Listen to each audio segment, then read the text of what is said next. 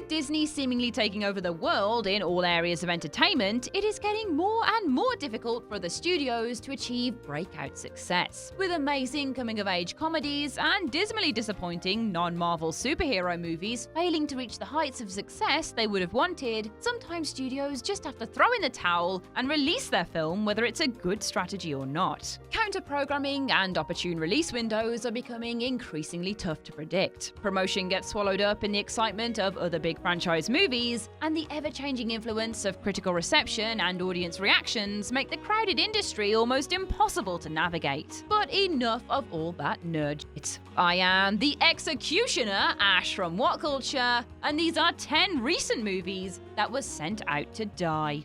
10. Shaft. This film was weird from the very beginning. The idea of a sequel with the exact same title as its predecessor from 19 years ago is bizarre in itself. And yes, I'm looking at you too, Halloween, let alone when you consider when it was released and how its distribution was handled. This summer has been completely dominated by huge budget Disney juggernauts, and Shaft was released in the United States on the same day as Men in Black International, a film in an almost identical position as a similarly budgeted action comedy sequel to an old property. The problem was that, whilst underperforming in its own right, Men in Black is a much more popular franchise to work with. Shaft only made $20 million against a $30 million budget, though some of that money must have been clawed back as the film randomly popped up as a Netflix original outside of the States a couple of weeks later with hardly any promotion. It appeared that everyone involved in this film knew it wasn't destined to do well, as the minimal promotion and effort put into both its theatrical and streaming debuts means most people don't even know that this film exists, despite fans being pleased with the actual construction of the movie itself.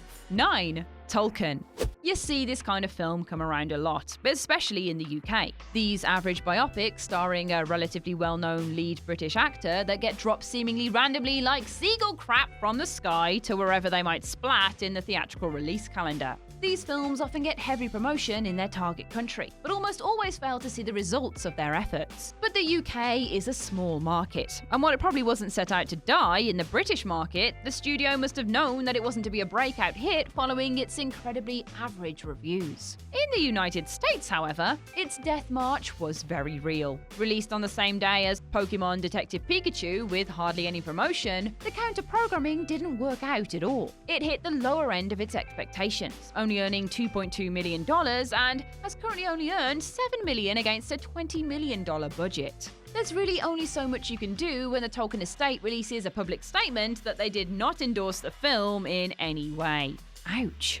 8. Booksmart. One of the most tragic recent instances of movies being sent out to die, Twitter tried to do more for this film than its studio ever did. Annapurna is notorious for being awful promoters of their films, and Booksmart was no exception despite its quality and strong word of mouth on social media. Perhaps the most interesting way the release schedule of the film sabotaged itself was that the French distribution was handled by Netflix, and for some reason, they thought it was a good idea to release it in HD streaming on the same day as its United States opening, which meant there were HD rips available on illegal torrent hosting and streaming sites right from the offset. In a market increasingly indicative of the fact that people are less and less willing to pay a full-price ticket for a comedy when so many are available on streaming, this decision was ridiculous. It didn't do too badly when considering it only had a $6 million budget, but it could have been so much more. You deserved better, Booksmart. I love you so much. 7. Under the Silver Lake. This movie's release history is an absolute mess, and A24 was well aware early on that they would be sending it out to a cold and lonely death on the plains. With a wide release in France way back in August 2018, following its premiere in Cannes, it would be 6 months before it would get a quiet release in the United States in April 2019. The film has been well received by many, but it is also pretty inaccessible. It is confusing, bizarre, and arguably just a bit disappointing. Under the Silver Lake's release in the United States was pushed back 3 times, originally slated for a June 2018 release, then December 2018, and eventually April 2019. It made just under $2 million, which is measly even by the more artistic indie standards. The film had such small hopes internationally that the film popped up as an exclusive on streaming service Mubi in the UK, expiring after 30 days. With no wide theatrical release and no permanent streaming placement, the film was doomed thanks to its haywire scheduling issues. 6. Missing Link.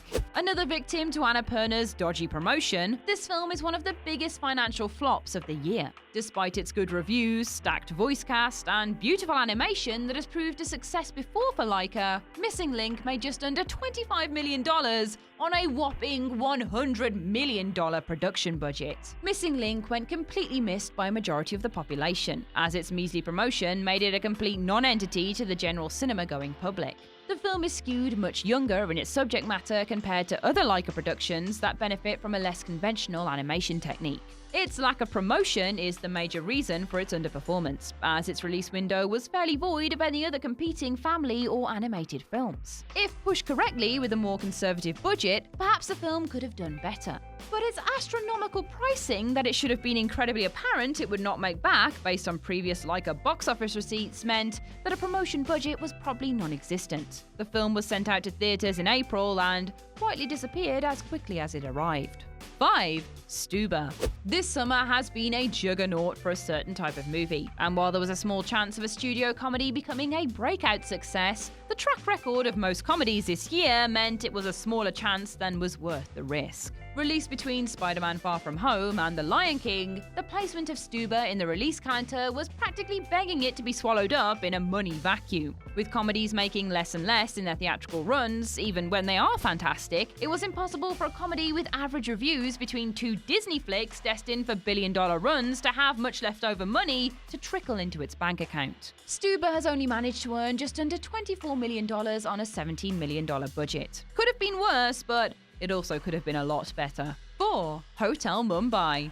You would be forgiven for never having heard of this film. A drama starring Dev Patel concerning the 2008 Mumbai attacks, the film had its premiere at the 2018 Toronto Film Festival and received pretty good reviews. Unfortunately, a lot of festival hits never actually see their success replicated in the real market. This film had added difficulty in its release schedule, as Hotel Mumbai was caught in the Weinstein scandal and lost its distributor when the company closed prior to its festival release. The film therefore had to seek out smaller distributors following its showings that were willing to take on the risk of a film so heavily associated with Harvey Weinstein's production. It also lost Netflix distribution in India and other Asian territories, losing its exposure in a market that would have appreciated the story that it told. It is set to be a Sky Cinema original in the UK in September instead, however, so hopefully picks up some traction there. 3. Wonder Park. Wonder Park is so unique in its production troubles that the film is much more useful as a point of education than an actual film to be seen. It's a little scene animated endeavour between Paramount and Nickelodeon with a $100 million budget. But the film's director, Dylan Brown, was fired after most of the film's production had been completed for inappropriate conduct. The film was therefore credited to, well, no one, because no one wanted it. Several people involved in the film were offered the credit, but everyone refused out of fear that it would hurt their career. Naturally, no one wanting to take credit for your film is not a good look when trying to have a successful release. The film only just made under $120 million worldwide and was seemingly only released as a precursor to the animated series Nickelodeon hopes to launch instead. It truly was sent out to die so the studio could move on to something else. 2. Anna. Whilst modestly budgeted, the studio seemingly weren't willing to fork out much on promotion as the film only managed to make $20 million worldwide. The trailer for this film is awful and just looks like a worse version of every other assassin movie released in the past decade. Luc Besson is infamous for solely funding his own productions, spending a hefty $200 million to get his 2017 venture, Valerian and the City of a Thousand Planets, made, with disastrous results box office-wise. Valerian is famous for its nature as a unique Hollywood flop, and Besson has been hit by several accusations of inappropriate behavior since its release, plaguing any further ones even more. Distribution was handled by Summit Entertainment in an incredibly competitive release window, failing to squeeze any money out of a market dealing with the successes of Toy Story 4 and Spider-Man Far From Home. 1. Dark Phoenix. If you listen closely enough on Dark Phoenix's opening weekend, you could hear the funeral march playing softly from every cinema attempting to push this film on audiences. Arguably, Fox did too much to try and promote this film's high stakes and essential viewing nature with their bizarre trailers revealing major character deaths and heavy cast appearances on most major American talk shows. It was to be expected from a big franchise, but it was apparent very early on that none of this would end up mattering when it came to box office receipts. Dark Phoenix managed $250 million against a $200 million budget. A production confidence that seems crazy knowing what we know now about its general quality and public perception. This is the lowest X-Men gross by $45 million, and earns the last place slot next to a film released 20 years ago when superhero movies were a non-presence in Hollywood. Dark Phoenix was truly sent out to die in lieu of the Disney-Fox merger, with everyone knowing a reboot would be coming soon to save the declining quality of the series. This film just never had anything going for it. And that's our list. What other recent films fell flat on their face? Share your thoughts in the comment section below. I've been Ash, and this has been What Culture. As always, don't forget to like, share, subscribe, and set your alarms to the witching hour to tap into the What Culture magic. Thanks for watching.